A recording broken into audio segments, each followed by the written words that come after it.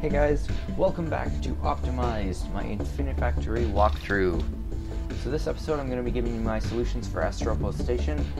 I haven't mentioned it in a while, but just so you guys know, the point of these videos is not for me to give you the best solution to these puzzles, it's for me to give you a solution, so that if you are stuck, you can continue on, and then maybe come back to the level you're stuck on. So just a reminder there, before I get a lot of people telling you, this isn't the most optimized solution, etc., etc. I am aware of that. That's on purpose, and also because I haven't made a better solution yet. So anyway, this episode, like I said, I'll be covering the first few, looks like the first 3 puzzles in Astropos Station, and the next episode I'll be covering the last 3.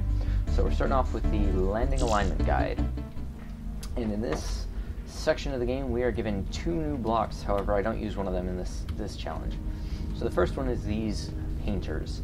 Basically, any block that travels adjacent to them will be painted whatever color the block is. So we need to take these blank blocks and paint them with I guess alignment strips is what they're called.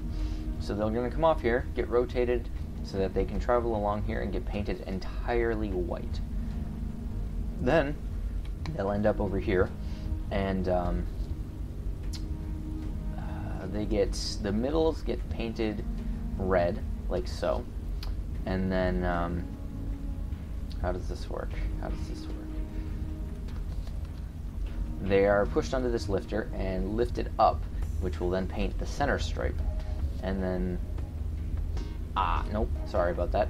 The middle is not painted yet. So they get painted white, then they get moved over and pushed onto here and moved up. That'll paint the center stripe. Then they are moved over to the other side, and the middle is painted on then. So let me show you guys. So the middle gets painted here, and then moved on, center stripe gets painted, and then they're rotated around so that when they're on this side, the center stripe can be painted on.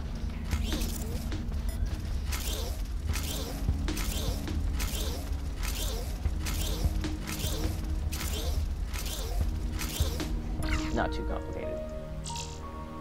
So next up, we've got the control console. And for this one, we are designing or building these consoles. And we are given we're given this bigger console section that we need to take apart and use, and some various blocks here, the corner block and the lever handle block. So how this is going to work is these main control panel pieces will be brought out, and this pusher will be pushed, or the blocker will be blocked out. But I've got one of the new blocks down here called a counter. And how the counter works is it's like a sensor, but you can set it to trigger after X number of blocks have passed it, anywhere from 0 to 9 blocks. So I've got this one set to 6, which means as soon as the third one of these consoles passes through it, it'll untrigger, and that'll close this blocker here and allow the console to move up. And I believe we've got another counter here so that it stays unblocked long enough for the console to lift up. And then I've got a couple here, one set to 2 and one set to 4. The one set to 2 will trigger one of these eviscerators on pushers, and the one set to 4 will trigger the other one. So every other control panel that goes through here will get both of them punched out, and every other one will get just one of the sides punched out.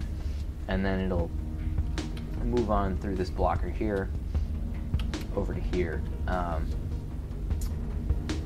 to get the side turned panel welded on. So then we'll have from over here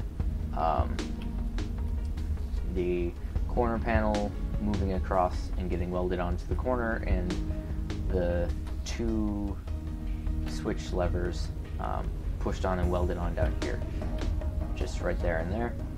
And another counter here. This one's set to 2, so every second handle will get pushed off the belt right there. So let me let you guys see this in action, because I feel like that makes a little more sense. So basically I'm splitting these into into three groups. I've got the first one, which is one side punched out, the second, which is two punched out, and the third one, which is nothing, or rather, which is the middle punched out. So the one that got just one punched out turns sideways. The one that got two punched out meets up with it, and they get the corner piece welded on. And then the other one that got just one punched out shows up from the side. And the whole thing gets welded together into one big console. And then it chills out down here and waits for the switches to show up so that they can get welded on.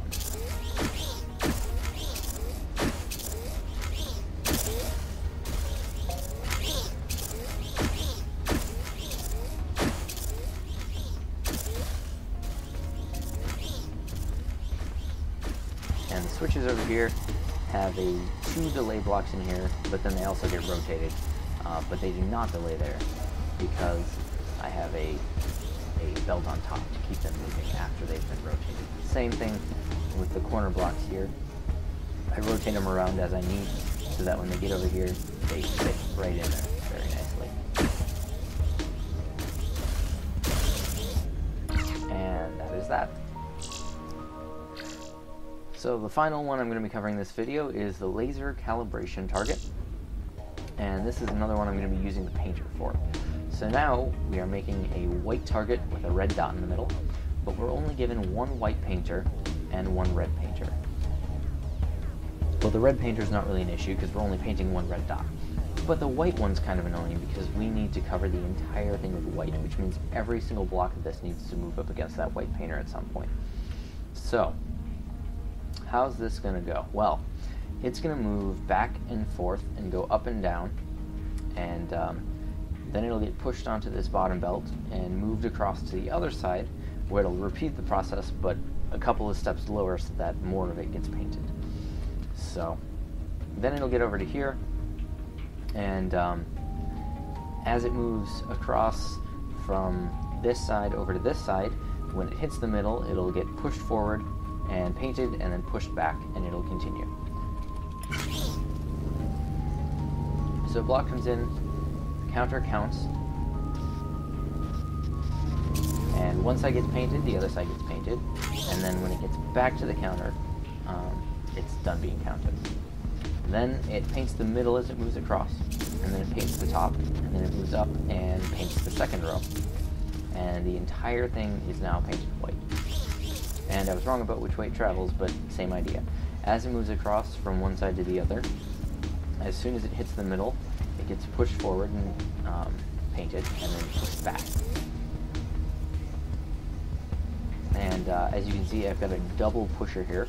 So the back one pushes the forward one, and then it's underneath conduit, which connects and then makes it push the finished target back another block.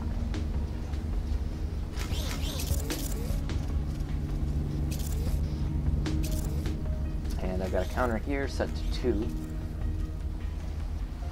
so that after the second block, we know it's ready to continue on. And I think that's all of the counters I used in this level, just those two.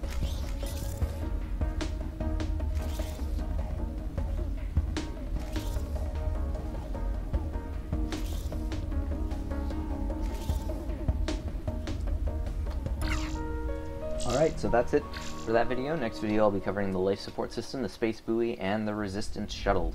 So I will see you guys then.